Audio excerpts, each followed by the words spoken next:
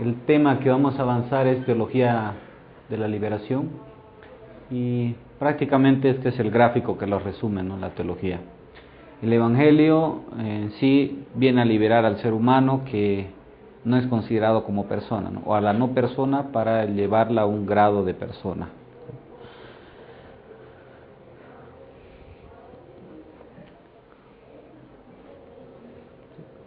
Finales de 1989, recordemos que esta fecha, ¿qué evento ha pasado recientemente? La caída del muro de Berlín. Sí.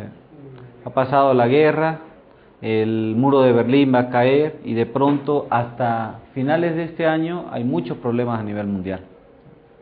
Recordemos las grandes esperanzas que tenía la sociedad o el ser humano para poder mejorar el mundo, se ha venido abajo. La razón que tanto fue exaltada terminó siendo el problema del ser humano, ¿no? Aquello que lo está llevando a su destrucción. Entonces los problemas continúan y la humanidad en esta época pedía un cambio de la situación mundial. A gritos está pidiendo que cambie la situación en el mundo. Algunos acontecimientos que asombraron al mundo entero, lo que decía Enrique, cayó el muro de Berlín en esta época. Con la caída del muro de Berlín se derrumba el comunismo en Europa. Termina por morir el comunismo en Europa.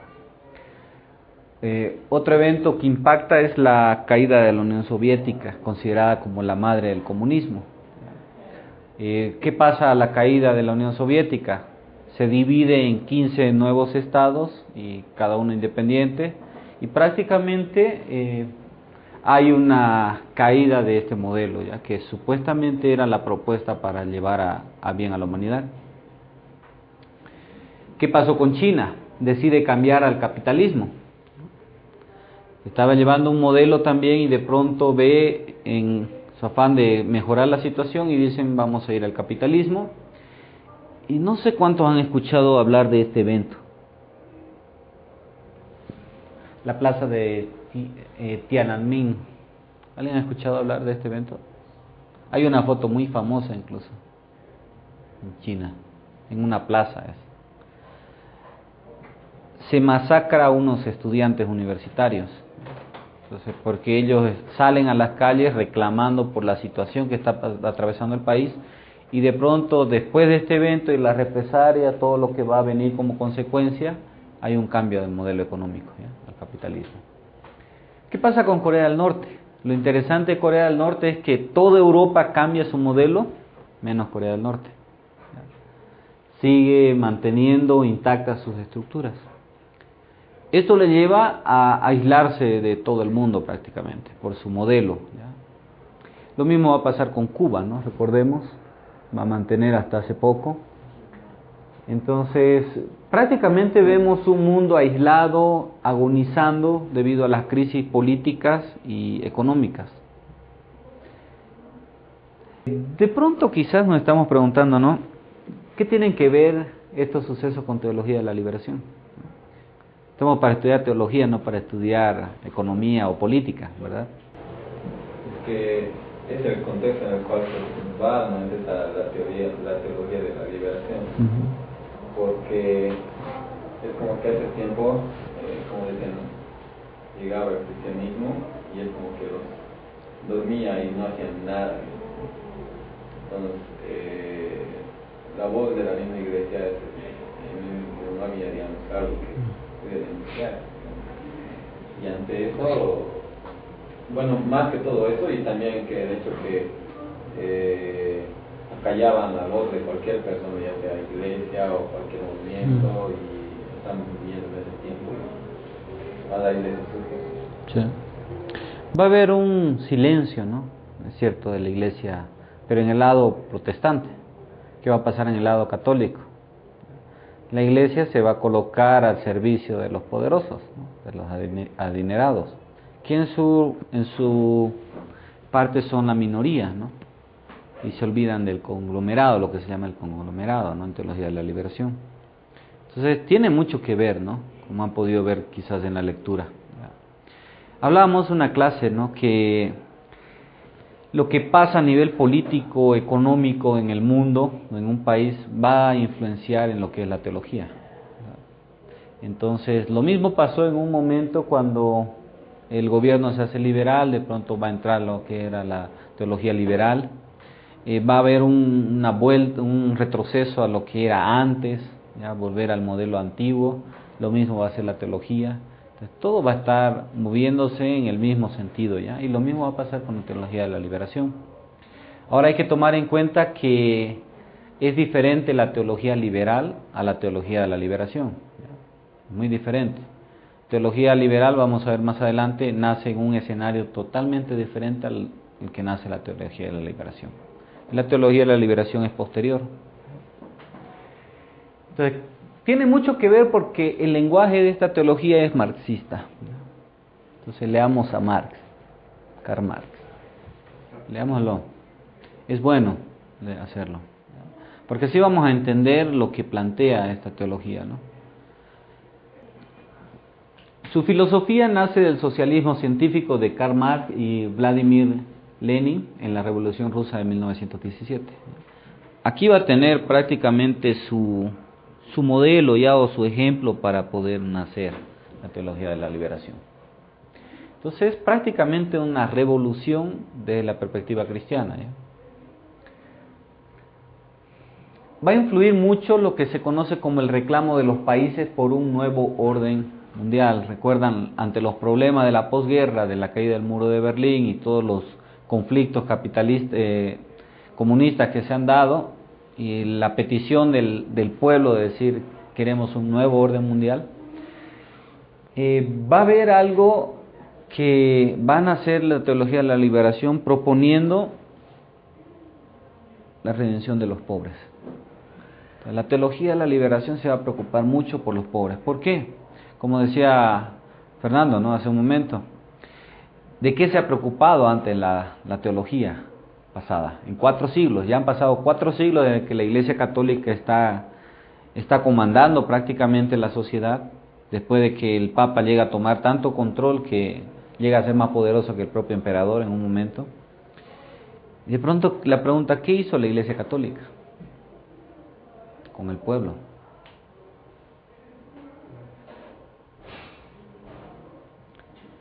Los ricos siguen más ricos, cada vez más ricos, los pobres son cada vez más pobres. Que ahí también la iglesia ha pasado a ser parte, digamos, de la clase burguesa, porque aunque conceptualmente ellos debían llegar, digamos, a la riqueza, en la realidad era que en los mismos países solventaban, digamos, como parte de... ¿Recuerdan año 365 después de Cristo? Y un poquito más, siglo IV, ya mediados del siglo IV, el sucesor de Constantino decreta como oficial el cristianismo. ¿Y qué hacen con los templos paganos?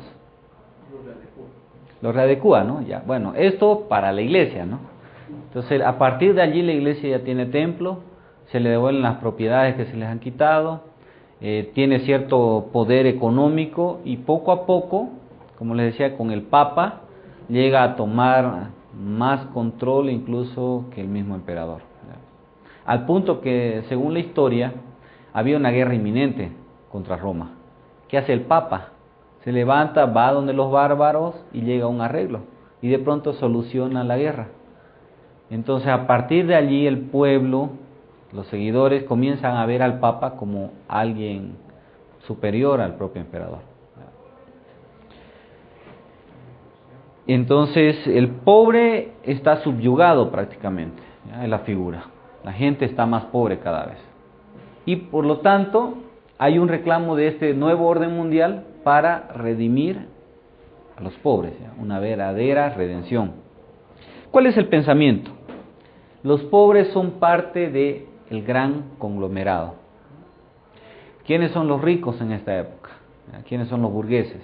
La iglesia, unas cuantas personas, y de pronto ahí está el gran conglomerado que está subyugado ya en la pobreza. Esa es la realidad en la que se encuentra la sociedad en esta época. Y se va a plantear una liberación de esto. De allí el nombre Teología de la Liberación. Algunas situaciones convergentes hacia la Teología de la Liberación. La pregunta, ¿cuáles fueron las situaciones convergentes para que surgiera la Teología de la Liberación? ¿En qué países van a nacer prácticamente? ¿O en qué lugar van a nacer? América Latina, ¿ya? O Iberoamérica. Países considerados tercermundistas propiamente. A partir de aquí, recordemos dónde nace la teología liberal. ¿En qué parte del mundo nace la teología liberal? Europa, y luego llega a Norteamérica, ¿no? Y hay una perspectiva totalmente diferente, ¿no? Una interpretación desde una perspectiva. Hasta ahora todos están interpretando las escrituras a partir de un principio exegético, ¿no? Y era la misma escritura y que la escritura nos saque un principio. E interpretamos a partir de este principio. La teología de la liberación va a deshacer esto. Entonces los problemas de los países tercermundistas fue la preocupación de la teología. De pronto ahí es fácil, ¿no?, decir sométanse a sus autoridades, ¿verdad? Libro de Romanos. Pero de pronto, ¿qué pasa si la autoridad no es buena autoridad? Si me está dañando, si se está enriqueciendo a costa mía, ¿qué me queda a mí? Y de pronto vamos a ver una reinterpretación de las escrituras a partir del Éxodo, a partir también de los profetas y a partir del mismo Señor Jesucristo, el ministerio. Y de pronto va a ser una óptica totalmente diferente, ¿no? Hasta ahora la iglesia ha interpretado como una iglesia rica. Necesitamos interpretar como una iglesia pobre, a partir de la perspectiva del pobre. Por ejemplo, un caso hablando del Éxodo. Cuando vemos la historia de José como gobernador, a partir de la óptica de quién interpretamos la escritura, o quién es el personaje sobresaliente allí. José. Pero se han puesto a pensar desde la perspectiva del pobre, ¿cómo terminan los egipcios? ¿Recuerdan? José revela el sueño y de pronto se vienen 7 años de abundancia y 7 años de pobreza. Por lo tanto es necesario tomar previsiones, todo. De pronto el pueblo comienza a comprar, falta la comida, vienen los hermanos de José a comprar. Pasan los primeros 3 años y medio y vienen tiempos más difíciles y de pronto los egipcios no tienen para comprar comida. ¿Qué hace José? ¿Recuerdan? Pasen sus tierras y los que no tengan véndanse como esclavos para el rey, para el faraón. Pero ¿qué hace José con su familia?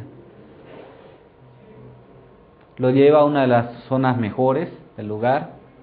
Viven y él les provee, dice el texto bíblico, les da para que tengan abundancia.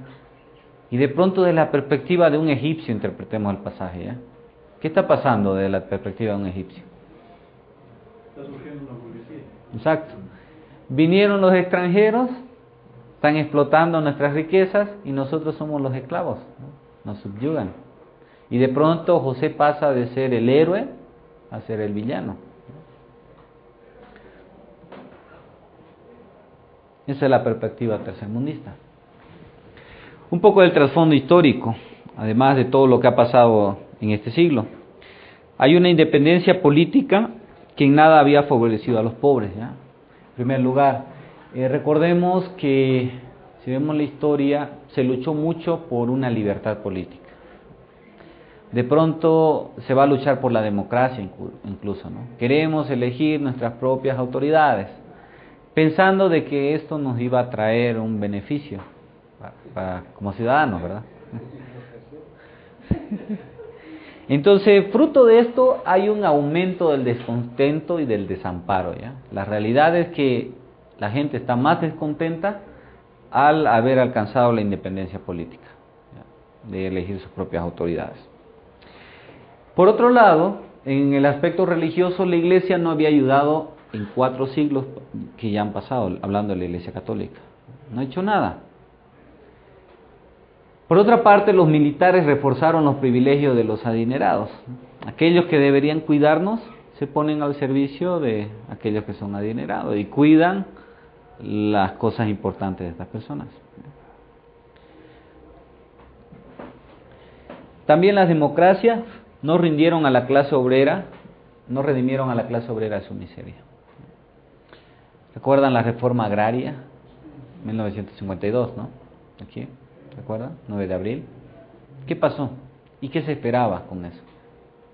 Se transfirieron las tierras a los campesinos de manos de los hacendados y Entonces, ¿la tierra es del que trabaja? ¿Solucionó el problema eso? No había herramientas, no había conocimiento ni orden. Aquel que tenía tierra no tenía herramienta y no tenía conocimiento para trabajarla. Y de pronto sigue siendo pobre. Y aparte después hay un traspaso de tierra nuevamente, ¿no? Entonces no redimieron a la clase obrera, ¿ya? El obrero sigue trabajando y sigue siendo explotado.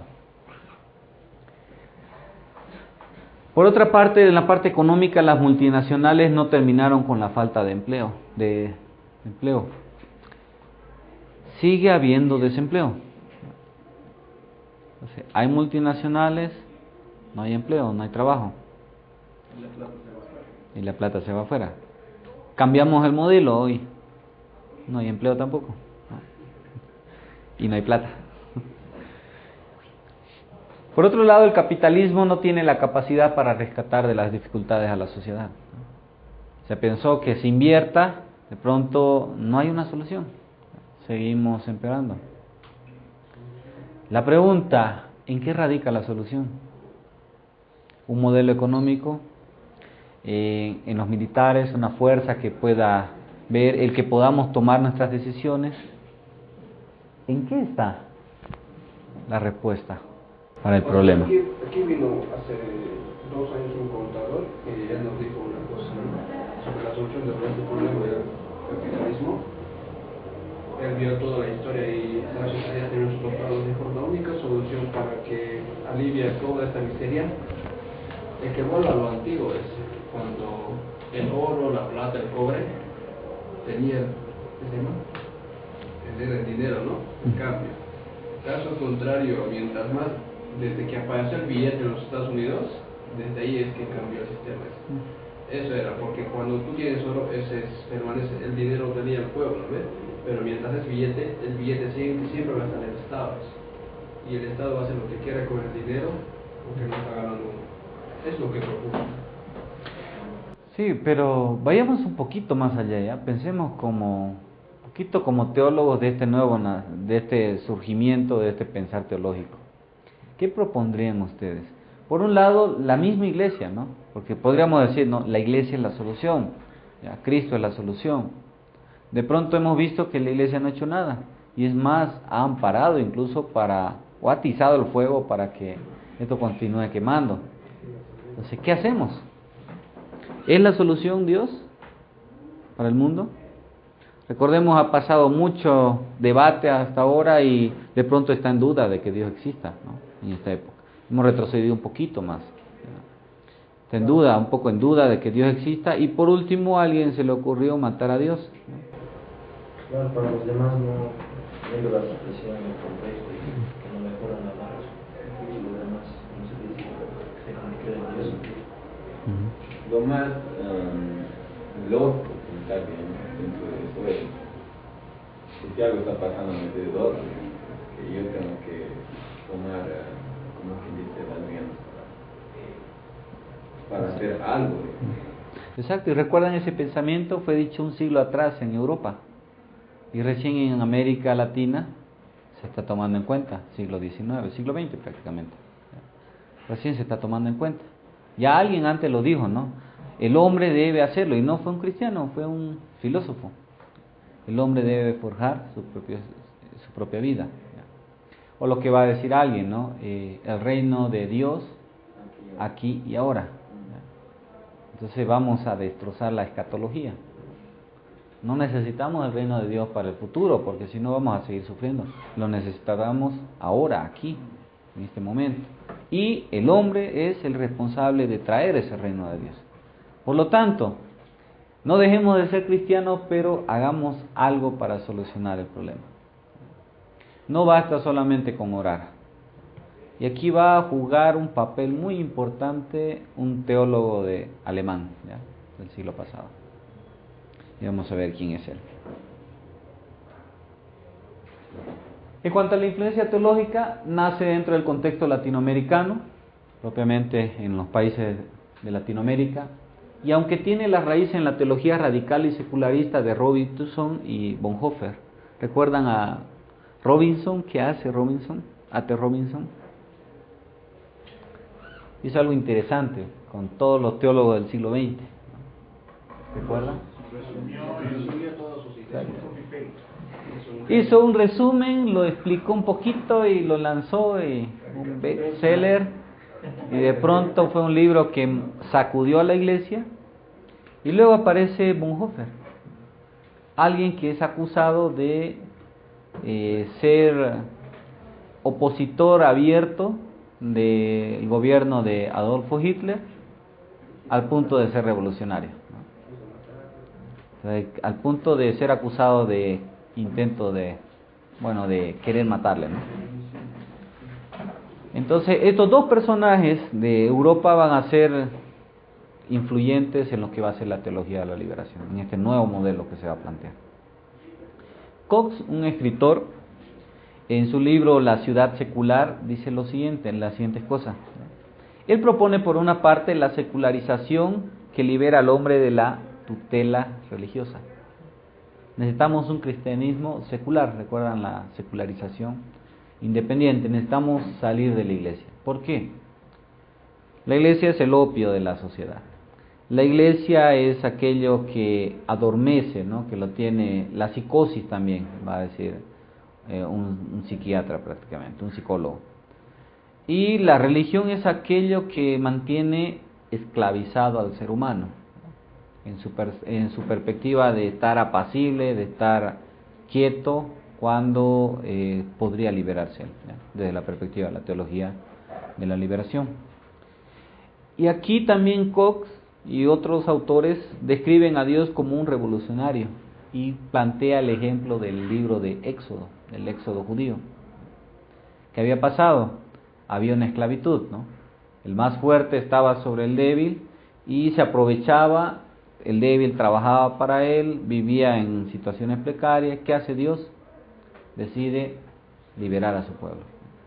Y eso es lo que debe hacer el Evangelio a la pobreza en Latinoamérica. Necesita liberar al oprimido. Esa es la influencia teológica más o menos de lo que está pasando con la teología de la liberación, ¿no? E influye mucho lo que es la secularización y la teología radical, ¿no? De estas dos personas. ¿Quién era el secularista de aquí? ¿Quién habló de secularización? Robinson. Bonhoeffer habla de la teología radical, ¿no?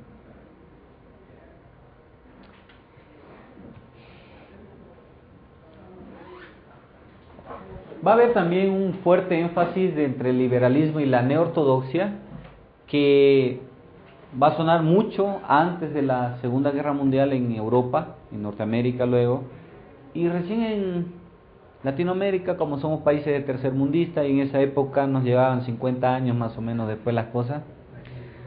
Por ejemplo, salía un celular allá y nosotros teníamos acá los que tenían antenitas, ¿no? Esos grandes, de defensa personal también, tamaño de un ladrillo. Y allá ya estaban apareciendo los otros. De pronto nos llegaban con 50 años después todas las cosas aquí. Lo mismo pasa con la teología. Ha pasado casi un siglo y recién la influencia de esta teología, liberalismo y la neortodoxia, va a pegar fuerte aquí en América Latina. Y los teólogos por primera vez van a observar este evento importante que marcó el mundo, la Segunda Guerra Mundial. Va a ser un fuerte énfasis para abrir los ojos de la teología latinoamericana. Hasta ahora había un interés en la parte espiritual del ser humano. Lo que importa es salvar el espíritu, ¿no? Salvar su alma, ¿ya? Salvarlo, liberarlo del castigo eterno, de la esclavitud del pecado. ¿Qué va a plantear la teología de la liberación? Necesitamos una salvación para mejorar la situación física de la persona. El evangelio es integral, se va a manejar mucho el evangelio integral, y no solamente es importante el espíritu, el alma de la persona, es importante también su cuerpo, su parte física. No puedo esperar de ver a alguien con hambre, ya esclavizado, y decirle voy a orar por ti, porque me importa tu parte física, ¿no? A Dios le interesa tu parte física. Va a haber una reinterpretación de las parábolas e incluso de las sanaciones del Señor Jesús desde la perspectiva del pobre, del oprimido, y de pronto Jesús no solamente daba salvación espiritual, ¿recuerdan? Siempre había una salvación física, un alivio de las necesidades de la persona.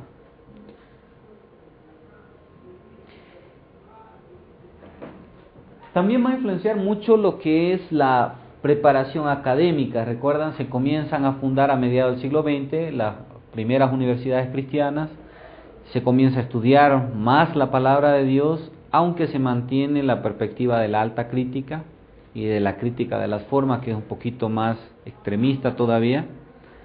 Pero de pronto lo curioso es que se estudia la Biblia. Aunque dudamos de que Dios exista, aunque creamos que ya Dios murió, pero estudiamos la Biblia. Hay un interés grande, e incluso del ámbito conservador, para estudiar las Escrituras. Y lo interesante aquí es que están involucrados en este estudio católicos y protestantes. Y de pronto, no es tanto. Más aquí se comienzan a dar cuenta de algunas cositas que los van a unir, ¿ya? Y aquí va a ser muy importante el ecumenismo, el tema que han investigado. ¿Por qué? Porque hay más motivos para estar unidos que para estar separados, y aquí hay un bien común, ¿ya? El pueblo es lo importante. Las fuentes de esta teología, vamos a ver que hay mucha filosofía y algunas ideas que decimos salen de las Escrituras, ¿ya? Algunas ideas que dicen ser bíblicas. Son las dos fuentes para poder interpretar o formular la teología de la liberación. ¿Alguna pregunta, algún comentario quizás de la lectura antes de continuar? También es que de ambos lados, del católico más que todo y del cristiano también, ¿no? Porque por el lado católico es que llegan y imponer, ¿no?, directos sus condiciones y hacen que se pongan sobre la sociedad. Hay novelas bolivianas donde hablan, ¿no?, de lo que hacían los sacerdotes cuando tenían su casamiento, pues pasaban del lado cristiano, la visión que se traía siempre era ganar algo, ¿no? Los misioneros siempre tenían que ganar algo. Y el otro lado casi no era muy bien, no era el enfoque, digamos, de ellos. Si hay un enfoque solamente en el más allá, ¿no? En el allá, el reino. Lo vemos el reino de Dios como algo futuro. Entonces, si es algo futuro, y la Biblia nos dice que esto va de mal en peor, ¿para qué gastamos fuerza, ¿no?, en el solucionar cosas de aquí? Mejor concentrémonos en el futuro.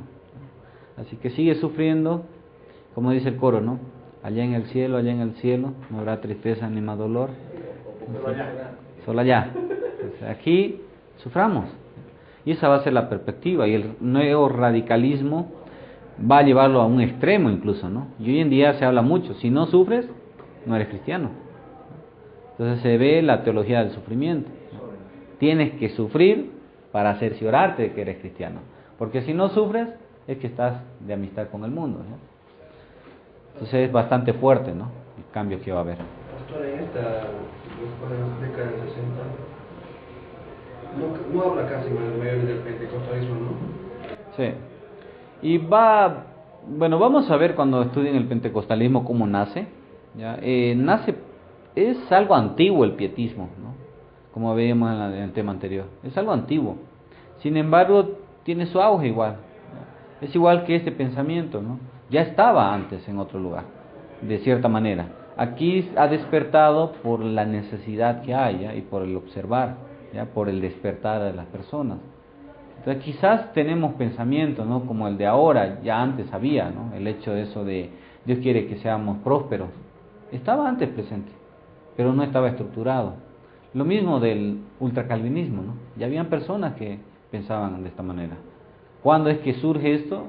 Cuando hay personas que se ponen o se preocupan por este tema, comienzan a estudiar, formulan el pensamiento y nace propiamente.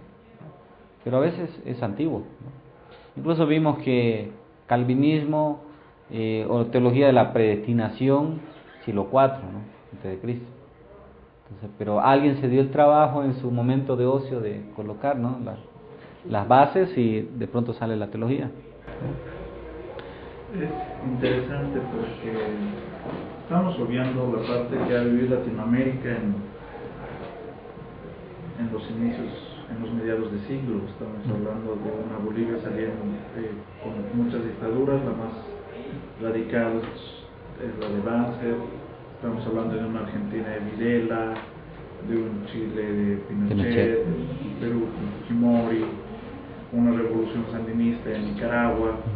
Y hay actores católicos muy importantes, entre dos que se me vienen a la mente. Aquí el padre Espinal, que es desaparecido, y que él formula a través de su programa radial, llama a las armas, llama a una revolución. Y en Argentina, en la época de Videla, el padre Orlando Llorio, el padre jesuita, junto con otro padre que no me acuerdo el nombre, se van a vivir a barrios marginales.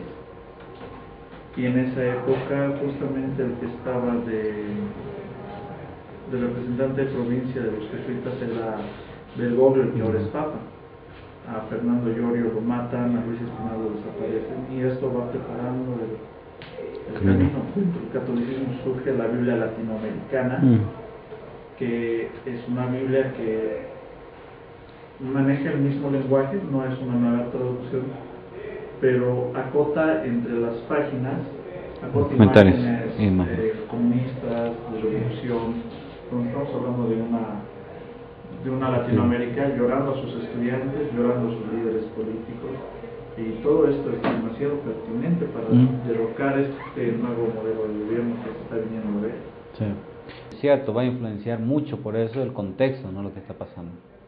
Entonces, algo interesante lo que mencionaba, ¿no, Enrique? Las dictaduras, las desapariciones, de pronto nadie le dice nada. ¿Le suena algo parecido en el pasado, en algún lugar de Europa, esta situación? Lo que está pasando ahora en Latinoamérica en esa época. Fascismo, nazismo. Exacto. Todo lo que estaba pasando allá, y de pronto no era tan pecaminoso el querer matar a alguien, ¿no?, o tomar armas para poder defender al pobre, al desvalido. Entonces lo mismo que se va a ir representando acá, solo que desde una perspectiva del lugar, ¿no? Al punto de que si interpretamos la teología de la liberación y la teología negra, hay mucho parecido ya con el continente africano.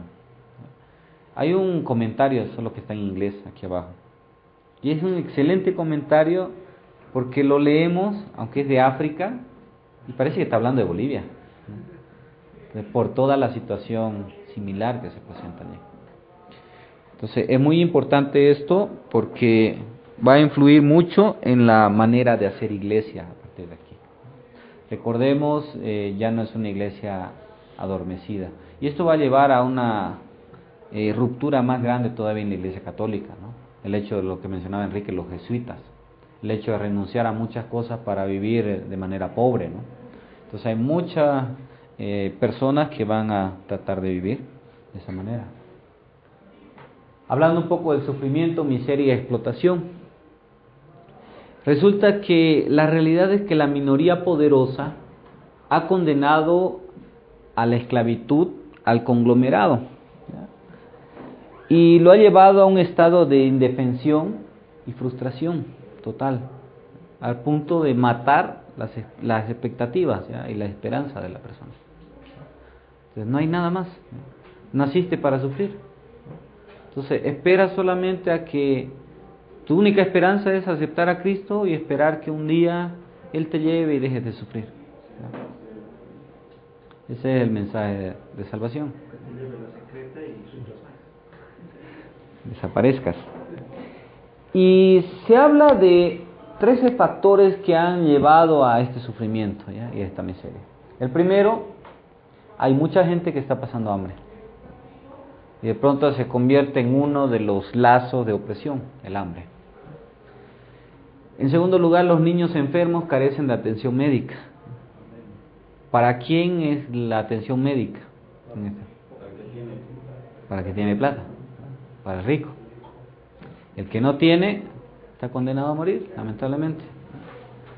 Aparecen las pandemias y todo lo demás, y de pronto enfermedades que podrían curarse no son tratadas, ¿no?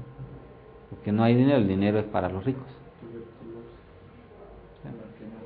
Sí, en esta época. El tercer punto es el desempleo. Aunque sepas hacer algo, no hay para trabajar. ¿De qué me sirve aprender a hacer carpintería si nadie puede contratar un carpintero? Más o menos, aunque hoy sigue igual, ¿no? Me voy a la universidad, estudio para ingeniero y termino siendo zapatero porque no hay para ingeniero trabajo. En cuarto lugar es el analfabetismo. Hay un dicho, ¿verdad? Mantengamos ignorante al pueblo y hacemos lo que queremos. Entonces, quien controla el alimento, la salud y la educación, controla al pueblo, ¿no? En quinto lugar, la imposibilidad de conseguir tierras también, ¿no? Es otro factor que va a llevar a la miseria. En sexto lugar, la explosión demográfica. Séptimo lugar, la desesperación ante la explotación de las masas. En octavo lugar, la falta de empleos a pesar de estar preparados. Entonces, de nada sirve estudiar si no hay trabajo. Noveno lugar, la no verdadera independencia política. O sea, hay independencia política entre comillas, pero es para algunos, ¿no? En décimo, una casta militar en favor de los corruptos. En onceavo, la religión católica alineada del lado de los poderosos. En doceavo, la iglesia evangélica demasiado pasiva. Decimotercero, el ambiente ecuménico. Y esto va a llevar a un problema y a una oportunidad también, ¿no? Como estábamos viendo hace un momento. Y vamos a entrar a esa parte ya del ambiente ecuménico. Dentro del ambiente ecuménico hay sacerdotes preocupados por la miseria del pueblo.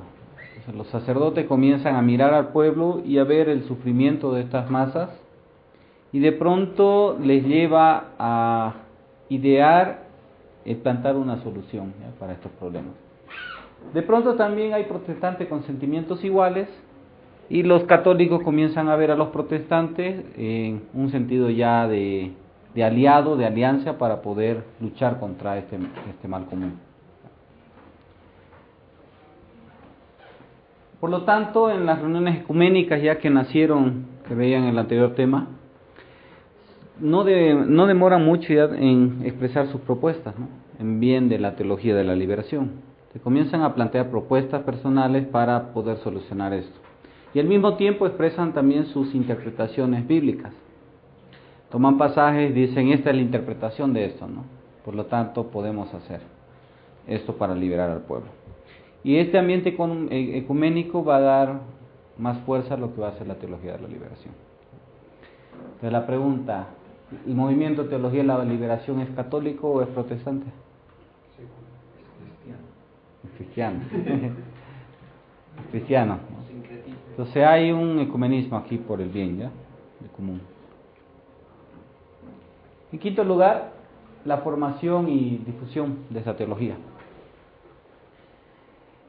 Los teólogos de la liberación van a plantear de que ellos han encontrado la panacea de los males sociales.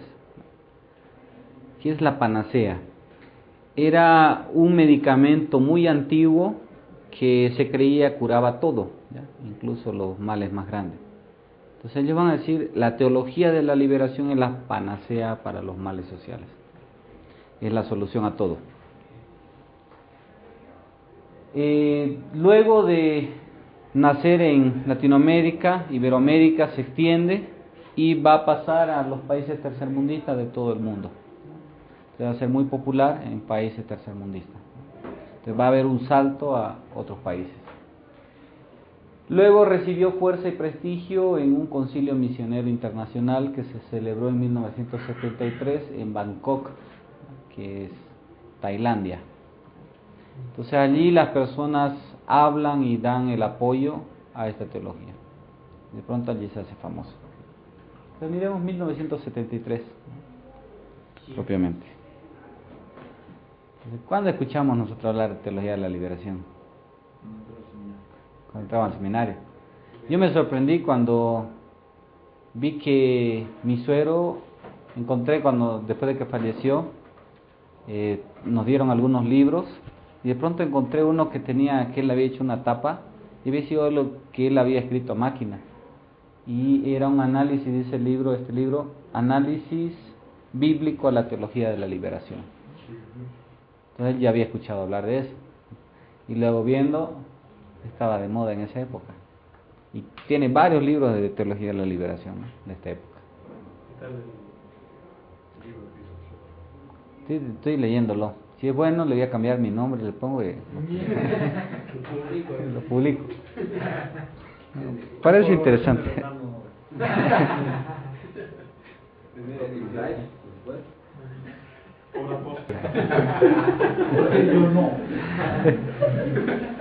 Entonces, en segundo lugar, vamos a ver la metodología ya de la teología de la liberación. ¿Cuál es el punto de partida de la teología de la liberación? Es el hombre encadenado a la miseria del mundo social. Entonces, ¿recuerdan el dibujito que veíamos al principio de la clase, en la portada del tema? Ese es el resumen propiamente de la teología. Hay un hombre encadenado y la teología de la liberación viene a liberarlo. Entonces, hay un debate entre ¿qué es importante, la revelación divina o la historia del hombre? ¿Qué es importante para la teología común o tradicional? Que ellos van a llamar teología tradicional, teología de la liberación. ¿Cuál es lo importante de estos dos aspectos o dos factores dentro de la teología tradicional? ¿Qué importa al momento de interpretar o de hacer un estudio, un mensaje? ¿Qué es importante? La revelación. Partimos de la Biblia, ¿verdad? ¿Qué va a decir la teología de la liberación? Eso no es tan importante. Es un apoyo. ¿Qué es lo importante? La historia que el hombre ha desarrollado, la historia de un contexto determinado. Es decir, vamos a partir del hombre. Algo suena como humanismo, ¿no? Solo que está Dios entre medio pintado. Vamos a ver. De antropocentrismo. Sí. Hay un cambio, ¿no?, de la teología o algo centrado en Dios a algo centrado un poco más en la realidad del hombre, ¿no?, del ser humano. En el desarrollo de esta teología, el principio de todo conocimiento es la duda. ¿Recuerdan René Descartes? Entonces, desde allí se va a partir. Entonces, esto va a ser muy importante, ¿ya? La duda. La teología de la liberación plantea hay que dudar. ¿Recuerdan lo que decía René Descartes? Debo dudar, ¿no? Es necesario dudar para poder alcanzar el conocimiento. Ellos van a plantear un método llamado la sospecha. Y dicen que de todo debe sospecharse, nada debe ser aceptado sin ser investigado y sometido al contexto de las necesidades presentes. Tengo un pasaje de las Escrituras, debo sospechar. Y hay 4 aspectos en los cuales debo sospechar para hacer una teología de la liberación. Luego de someter a prueba estas sospechas, voy a obtener la verdad pragmática, es decir, algo práctico para el aquí y el ahora. Por ejemplo, hay una diferencia entre la época actual y la época de los esclavos en la antigüedad, ¿o no hay alguna diferencia? Hablando en términos sociales, en todos los términos que nos podamos imaginar, ¿hay diferencia entre las épocas o la manera de ver? ¿Qué pasa si leo un versículo en las Escrituras? ¿Qué debo hacer con ese versículo? Debo aplicar. ¿Cómo lo aplico? Al aquí y a la ahora. Y van a manejar algo que se llama el círculo hermenéutico. Y eso vamos a ver a continuación. Entonces, necesito sospechar de la palabra de Dios incluso. La sospecha. En primer lugar, la sospecha exegética, una primera sospecha. La base de esta sospecha es la historia desde la perspectiva del exégesis. Sospecho de la historia. Veo un pasaje en las Escrituras, ¿qué debo hacer? Sospechar si esta historia es verdadera o si es lo que dice allí o lo que yo estoy entendiendo ya a primera vista. Vayamos en el caso de... ¿Qué pasaje podría ser?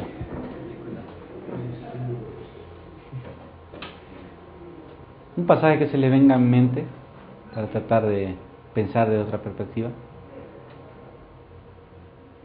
La mujer del levita, Jueces capítulo 19. ¿Recuerdan qué pasa con esta mujer? La concubina del levita. Sí. ¿Qué pasa? Resulta que llega el levita a una ciudad en Benjamín, a un pueblo. De pronto ya estaba por oscurecer. Un anciano le dice que vaya a su casa. Llegan allí. De pronto en la noche estaba el levita, la esposa, la concubina y el empleado, ya el siervo. De pronto al caer la noche aparecen las personas del lugar, desde grande al más chico, dice, exigiendo conocer a los dos varones. ¿Le suena algo de Génesis esta historia? Sodoma y Gomorra. Y está justo en Génesis 19, ¿no? En paralelo, puede ser con Génesis. De pronto el anciano dice que no, que va a sacar a las mujeres incluso para que hagan con ella lo que quiera. Al final las personas se molestan, tiran hacia afuera a la mujer, la violan, dice, hasta que el sol sale y la mujer queda casi muerta. ¿Qué hace el marido? Sale, toma el cuerpo, lo descuartiza y lo manda a las tribus de Israel. Ahora, ¿cómo podemos interpretar ese pasaje para sacar una enseñanza? Reserva usted con anticipación. ¿Alguna vez han predicado ese pasaje? Es bastante raro, ¿verdad?, lo que está pasando allí. Ahora vayamos a pensar desde la perspectiva de la mujer. ¿Es correcto lo que está pasando a esta mujer? Vayamos a la época. ¿Cómo se trataba a la mujer allí en esta época? Era un objeto, al punto de que incluso por salvar al siervo, voy a dar a que violen a mi esposa. O sea, desde la perspectiva judía, del varón era pasable violar a una mujer que violar a un hombre. Violar a un hombre era lo imperdonable, ¿no? Era lo que se conoce en el siglo XV como sodomía, ¿ya? Sodomizar, que era el término que se acuñó en esta época, que fue la práctica que cometieron algunos pueblos al conquistar algunas tierras. Por ejemplo, conquistan Cochabamba, imaginémonos. De pronto violan a todos los varones. ¿Qué hacía eso? Le quitaba la hombría al varón, ¿no? Lo humillaba a tal punto de quitarle la moral.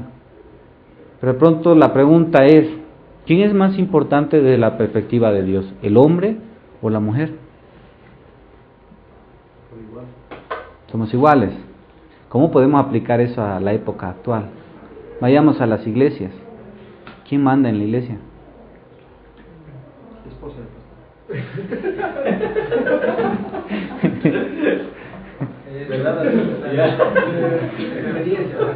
¿Quién apoya? ¿Quién? Resulta que ¿quiénes están en cargos generalmente? Los varones. ¿Quiénes son los que trabajan más en el ministerio? Las mujeres. ¿Quiénes son la mayoría en las iglesias? Las mujeres.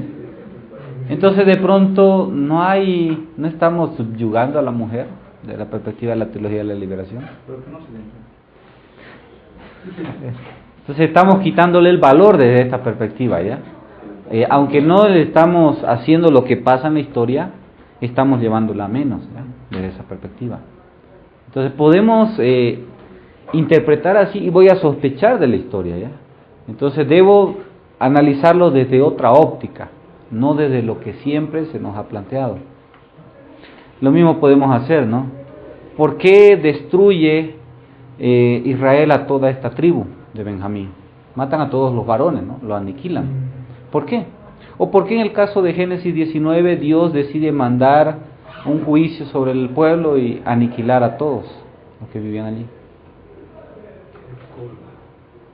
¿Cuál fue el pecado? ¿Cuál fue el motivo? El colmo del mal. Tradicionalmente hemos dicho por la homosexualidad, ¿no? A veces.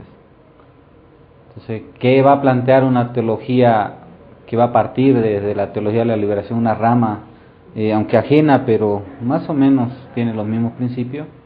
Va a decir que en esa época era prohibido el homosexualismo porque no había muchas personas viviendo en la tierra, pero ahora a causa de la sobrepoblación es mejor ser homosexual y no es pecado.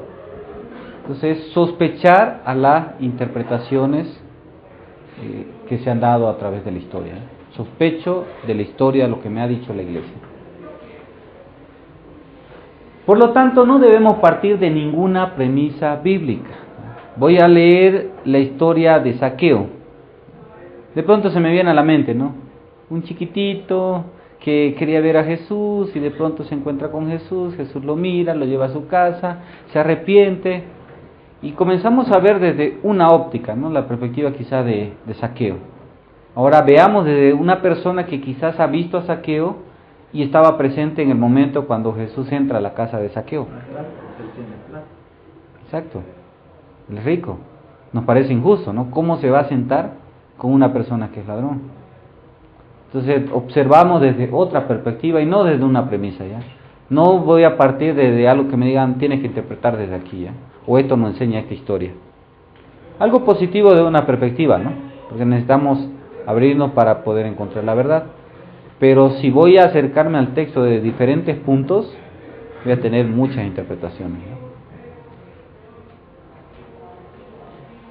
Entonces nuestro punto de partida es la historia del pobre, la parte histórica, desde la perspectiva del pobre. En todas las historias que vayamos a interpretar, interpretamos desde la perspectiva del pobre. Luego también el hombre recibe los elementos para hacer la historia, ese es el principio. No es que Dios está haciendo la historia con nosotros. Recuerdan, hemos llegado hasta el punto de decir que Dios posiblemente creó a la humanidad y de pronto se fue, se alejó, ¿ya? Y ha dejado que el hombre tome las riendas de su historia. Eso es lo que plantea la teología de la liberación. Por lo tanto, es deber del hombre y de la teología de la liberación hacer un rescate histórico. Necesitamos rescatar la historia del ser humano. ¿Para qué creó Dios al ser humano en el Génesis? ¿Cómo estaba el hombre en el Génesis?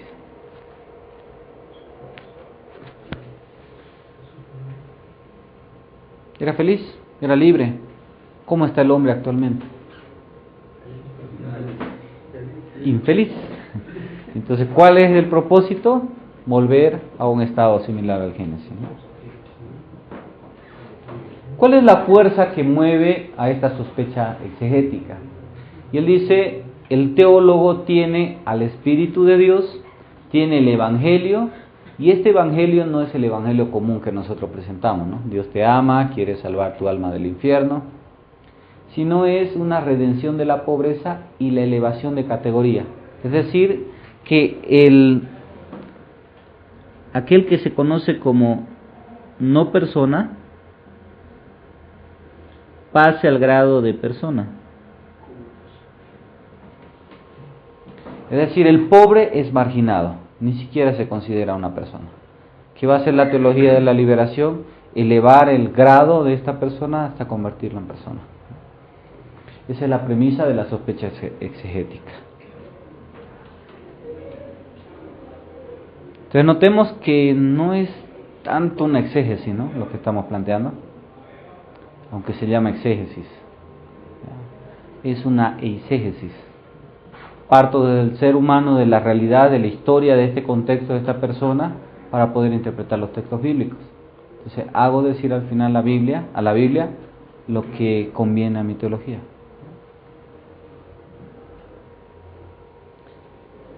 ¿Cuál es la manera? ¿Sí? ¿Estos son propuestas o está empezando ahí? Bueno, y ya estaba presente hace tiempo, ¿no? Ha estado presente. Entonces, hay muchos libros de esto. Hoy hay otra teología incluso ya, que ya no va a hablar del círculo, bueno, no va a hablar, es un planteamiento de la perspectiva protestante para hacer contrarrestar a la teología de la liberación, y va a plantear lo que se conoce como espiral hermenéutico, ya no un círculo, sino es partir desde la Biblia, pero ir bajando y bajando hasta la situación del ser humano, por eso es una espiral. Ahora es un círculo, no todo el hombre. Entonces, es una teología. Y como vimos 1978, 26 prácticamente. Entonces ya casi medio siglo, bueno, más de medio siglo ya, que está de boga, ¿no? Solo que no nos habíamos enterado que existía. Vamos a ver entonces la manera tradicional y la manera que se está planteando para poder interpretar la historia. La manera tradicional es la sistematización y conceptualización de los hechos, ¿no? Lo que planteó Europa y Norteamérica. ¿Por qué no queremos utilizar los métodos de Norteamérica y Europa? ¿Por qué decimos que no? Lo mismo que dice Evo, el imperio. Claro. Hay que liberarnos. Nos han esclavizado a través de la religión tradicional o de la teología tradicional. Y claro, ellos interpretan así porque son ricos. Siempre interpretan desde la perspectiva del rico. Nadie interpreta de la perspectiva del pobre, ¿no? Sin ir lejos, el ejemplo que les planteaba al principio de la clase. ¿Alguna vez se pusieron a pensar en interpretar el pasaje de José de la perspectiva de un egipcio? ¿Qué sentía el egipcio al ver a un extranjero enriquecerse con los recursos del lugar? ¿Estaba o no estaba en razón de molestarse? ¿Era justo o era injusto esa situación? Entonces, ¿quién nos ha llevado a interpretar de la perspectiva de José solamente? El imperio, ¿no? El imperio. Necesitamos liberarnos. Y por lo tanto, ¿cuál es la manera liberacional de interpretar la historia? Es a partir de un contexto histórico presente. No importa el pasado, ya, tanto. Va a importar el presente, y para dar importancia al presente necesito ir al pasado y hacer aplicable eso del pasado en la época que me estoy encontrando. Pero partiendo desde la situación actual, ¿ya? No partamos de la situación antigua. Entonces lo importante es el aquí y el ahora, recordemos. Y por eso va a tener mucho peso lo que está pasando en la actualidad. Mi realidad va a pesar mucho por encima del texto bíblico, de manera velada. Por lo tanto, la palabra hoy llega a ser muy sospechosa. ¿Por qué? Porque está envuelto en situaciones que no son de nuestro contexto, que son históricas, pero necesitamos reinterpretar la historia. Por lo tanto, ¿cómo se manifiesta la salvación? ¿Cuándo se alcanza la salvación en una persona? ¿Cómo podemos decir esta persona es salva? No vive libremente y feliz. Exacto, la libertad, ¿no? Y para poder hacerlo necesitamos estar leyendo correctamente la respuesta de hoy para aplicarla a las necesidades actuales. Necesito leer mi realidad, leer la respuesta que me dan las escrituras del pasado y poder solucionar las necesidades, ¿no? Esa es la solución. ¿Qué pasaría con una persona con SIDA, por ejemplo, en la actualidad? Bueno, aunque ahora ya hay más tolerancia, ¿no? Vayamos unos 10 años atrás. Vean Filadelfia. Era como el leproso. Y podríamos interpretar una parábola del leproso con el caso de la perspectiva de alguien con SIDA. Lo mismo hoy en día vamos a hacer, ¿no? De la teología queer que vamos a ver en el último tema. ¿Cómo es la vida de un homosexual? Entonces, desde la perspectiva de ellos va a ser que está prisionero en lo que la sociedad está haciendo con ellos, ¿no? La falta de sensibilidad, el hecho de verlo como inferior, de verlo como persona rara, como enfermo, y de pronto la liberación va a ser cuando él pueda vivir su vida de manera feliz. Y para ello necesitamos ir a los textos y poder reinterpretar esa historia, ¿no? Para mostrar el sufrimiento que él está viviendo. ¿Es el caldo de cultivo para la posmodernidad? Bueno, en la posmodernidad va a haber más verdades, ¿no? Entonces, por aquí se está peleando por la liberación, ¿no? Hay una sola verdad, ¿no? El ser libre.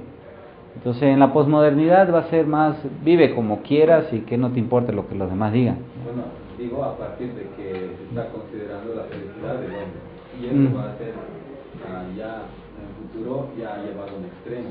Sí. O sea, me hace vivir lo que me hace feliz. Sí, aunque a lo largo de la historia de manera teológica vamos a ver que el hombre siempre buscó la felicidad, ¿no? Por ejemplo, en la época de la modernidad, ¿en qué estaba la felicidad? En un tiempo era en ser cristiano, ¿no? En creer en Dios. Luego fue en ser una persona muy moral, ¿ya? Bastante moral. Luego fue en alcanzar conocimiento. Luego fue en sentir emociones, ¿no? En tu psiquis. Luego va a ir cambiando el sentido. Al final de que la posmodernidad va a ser ya que no te importe lo que los demás digan, ¿no? Vive tu vida, finalmente. Sé feliz.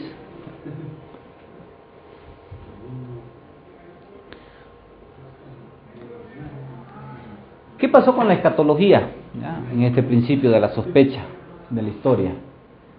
La escatología en esta teología no tiene cabida. No hay lugar para escatología. ¿Por qué?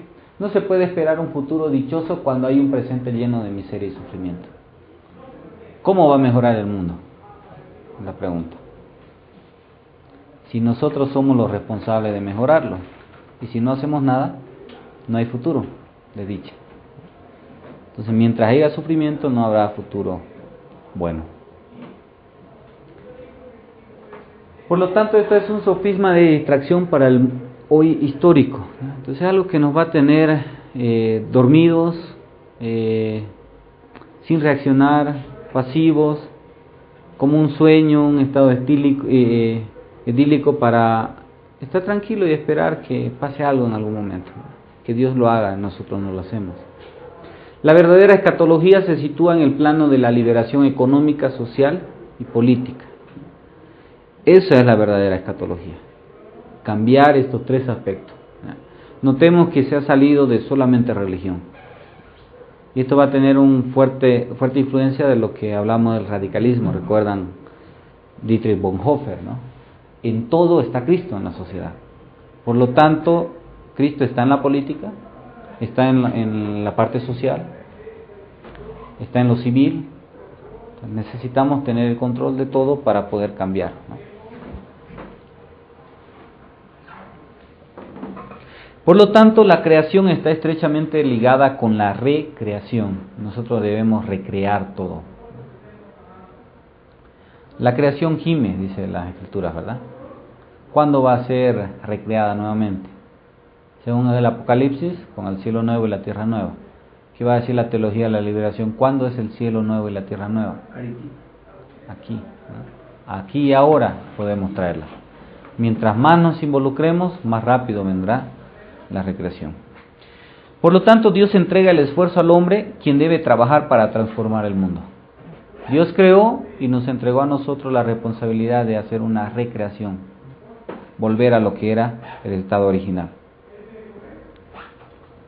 Por lo tanto, el hombre debe romper con una situación de servidumbre, construyendo una sociedad justa y asumiendo su destino en la historia.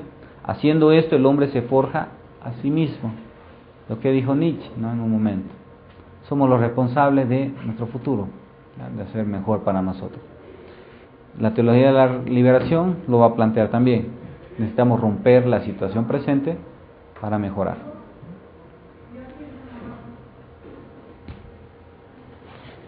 La segunda sospecha, la sospecha hermenéutica.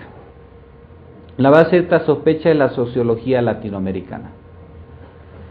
Cómo está nuestra sociedad es lo que va a hacer sospechar del texto, prácticamente, o de la sociología de la época. La metodología, por lo tanto, son los mismos parámetros que cualquier estudio sociológico. Voy a estudiar sociología, voy a estudiar un aspecto de la sociedad y me sirve para interpretar también las escrituras, estos mismos principios. Aquí nace lo que se conoce como círculo hermenéutico contextual, el cual consiste en que el intérprete debe colocarse frente a una determinada situación de la época. Entonces no puedo partir del texto solamente. ¿Qué pasa cuando me invitan a predicar? ¿De dónde? ¿Cómo escojo mi tema? ¿Cómo escogen el tema para predicar? Si no le dicen es tema libre, ¿cómo le escogen el tema?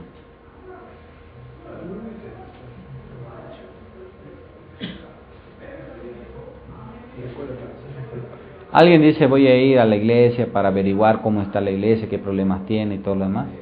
¿O cómo le escogen?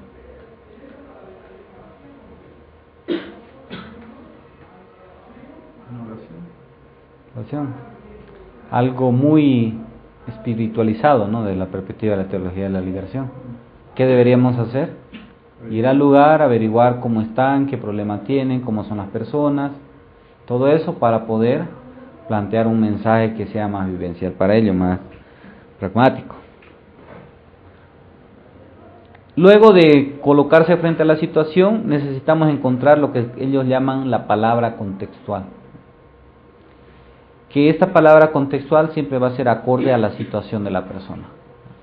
Entonces, el mensaje propiamente, ¿ya? El querigma, ¿recuerdan? Entonces, ¿cuál sería el mensaje, por ejemplo, para una persona que es explotada en el trabajo? ¿Cuál sería el mensaje? ¿Qué quiere Dios para esta persona? Libertad. Entonces el mensaje aquí en este sentido la palabra contextual va a ser libérate, haz algo para liberarte, no es justo lo que te está pasando. Y de allí surge lo que se llama la verdad pragmática, ¿ya? Es algo práctico para poder realizar aquí y ahora nuevamente. Como vemos, la sospecha hermenéutica no parte de los principios bíblicos, parte de un principio actual, ¿ya? De la sociedad, sociología. Por lo tanto, la manera tradicional de interpretar la Biblia era que parte del depósito revelado, es decir, desde las Escrituras, a cuya luz se reflexiona sobre la situación de la humanidad y para ello el teólogo busca los pronunciamientos de la palabra de Dios relacionados concretamente con la situación. Es decir, alguien está es homosexual. ¿Cómo le voy a predicar? Parto a la Biblia, voy y busco los pasajes que me hablen de homosexualidad, hago un estudio, una exégesis y lo planteo, ¿no? ¿Qué va a plantear la manera liberacional de interpretar las Escrituras? Se parte de la situación concreta. ¿Quién es esta persona, este homosexual? ¿Qué está pasando en la sociedad? ¿Cómo es el trato que se le da? Y finalmente, ¿cómo se siente? De pronto vamos a ver, está sufriendo, ¿verdad? Porque a cuántos homosexuales a lo largo del siglo pasado, medio siglo pasado, han matado. Ha llegado a un odio. Y de pronto se convierte ya no de pecador, ya no se lo ve como pecador, sino como víctima. Y es el que necesita la libertad, la salvación. Y la salvación no va a ser partida de los principios bíblicos, sino recurriremos a los principios bíblicos o a las Escrituras para dar una verdad pragmática. Entonces parte de la situación concreta para interpretar la Biblia o la palabra contextual y está acorde a esta situación y se crea para ello la verdad pragmática. Sacamos una verdad para esa determinada situación. De allí nace la teoría de la polarización, que se basa en 4 aspectos: el aspecto político, el aspecto social, económico y religioso. Para ello la teología de la liberación o el teólogo liberacional necesita encontrar propósitos y elementos de formación, es decir, necesita detallar una infraestructura del sistema, ¿ya? Para liberar. Se analizan los componentes que nos van a llevar a lograr esto y se analizan también los propósitos para hacerlo.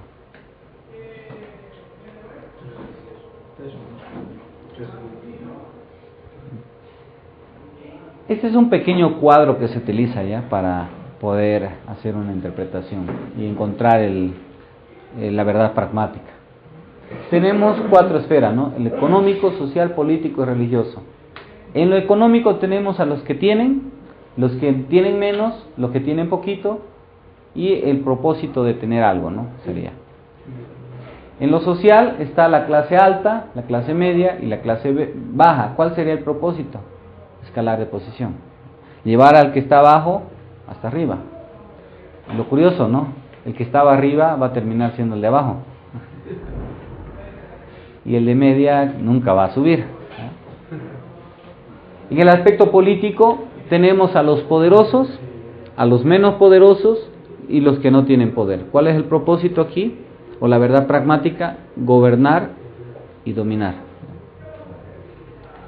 Y en el aspecto religioso está el alto clero, el medio clero y el bajo clero.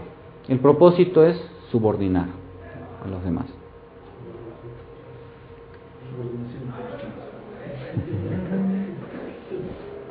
Y llega a ese punto, ¿no? Porque me quiere, me hace sufrir.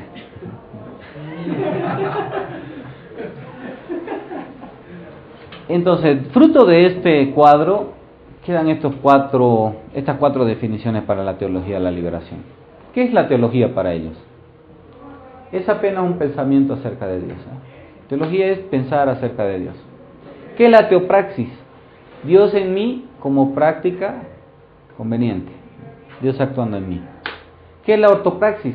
Es la práctica correcta y conveniente para un tiempo determinado. Lo que sirve para ahora no servirá para de aquí a 10 años. De pronto, 10 años atrás, el ser adúltero era pecado. De aquí a 10 años más, cuando haya peligro de extinción humana, vamos a tener que tener varias parejas para poder salvar a la raza humana. Y ya no va a ser pecado. En cuarto lugar, la ortodoxia. ¿Qué es la ortodoxia? ¿Recuerdan qué era la ortodoxia? La sana doctrina, ¿no? O la correcta doctrina. Para ello, la ortodoxia es la opinión obsoleta que se queda en los buenos deseos sin compromiso a una práctica conveniente. Si tú dices, busquemos la ortodoxia, quiere ser pasivo nomás. Quiere ser un cristiano de iglesia, de banco, ¿no? Sentado sin hacer nada. Como vemos, hay una desvalorización de estos principios que fueron importantes hasta época pasada. Al punto de que Dios obra a través de mí, ¿no? Yo soy el instrumento de Dios, ¿no? Si yo no hago nada, Dios no hará nada tampoco. Dios tiene las manos atadas. En tercer lugar está la sospecha ideológica. La base de esta sospecha, el análisis marxista, a partir del marxismo. ¿Cuál es la metodología? Ellos van a hablar mucho de lucha de clases. Hay una lucha de clases presente en la actualidad. ¿De qué hablaba la iglesia hasta hace poco? ¿Lucha de qué había? Lucha espiritual. Ahora hay una lucha de clases, no una lucha espiritual. Por lo tanto, en esta lucha de clases el hombre llega a convertirse en un ser de praxis, ¿no? De práctica. Necesitamos ser prácticos. Necesitamos releer para reinterpretar y así avivar lo que está muerto en los textos bíblicos. Por lo tanto, la única solución es una revolución violenta del ser humano, ¿eh? De las masas. Y es lógico, ¿no? ¿Qué hubiera pasado si hubiera nacido la teología de la liberación cuando Pablo muere y 2/3 de la población romana era cristiana? Hubiera habido una masacre, ¿no?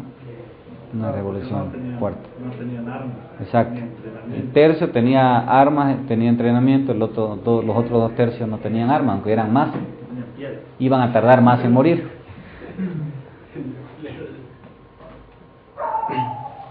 Por lo tanto, en esta sospecha ideológica, si lo escuchamos hablar a un teólogo, vamos a escuchar muchos términos políticos. vamos a escuchar comunismo, capitalismo, imperialismo, y de pronto parece política, pero entre comillas es teología. Entonces, y todo tiene que ver por eso, ¿no? El señor Marx va a mandar bastante, el joven Marx va a mandar bastante en la teología. Ahora, la pregunta es, ¿por qué no se llama teología de la libertad y se llama teología de la liberación? ¿Qué diferencia hay entre libertad y liberación? La libertad es un estado, la liberación es una acción. Exacto, es más accional. Entonces, se toma este nombre porque requiere de más acción, ¿ya? Requiere una acción y por lo tanto es más impactante. Entonces, no solamente consiste la teología en esperar ser liberado, sino liberarme, si fuera posible, a la fuerza. Y lo último, para terminar, la sospecha teológica. La base de esta sospecha, la interpretación de la Biblia frente a los paradigmas. ¿Qué es importante? Lo que me dice la Biblia, históricamente, según la iglesia tradicional, o los paradigmas que debemos encontrar en las Escrituras. ¿Qué es un paradigma?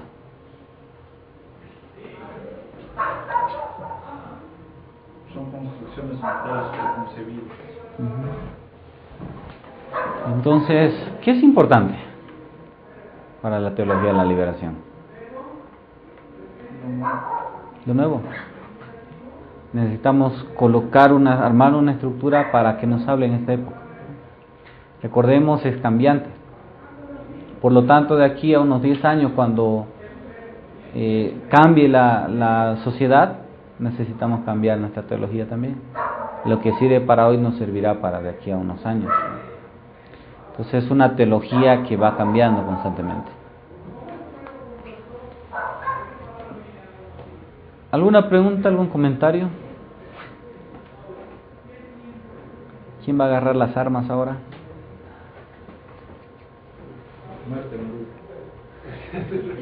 Entonces, en resumen, ¿no? El buen cristiano estará con su arma, si es posible, para lograr la liberación.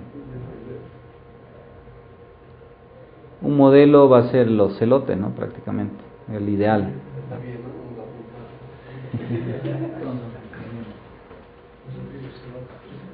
Entonces,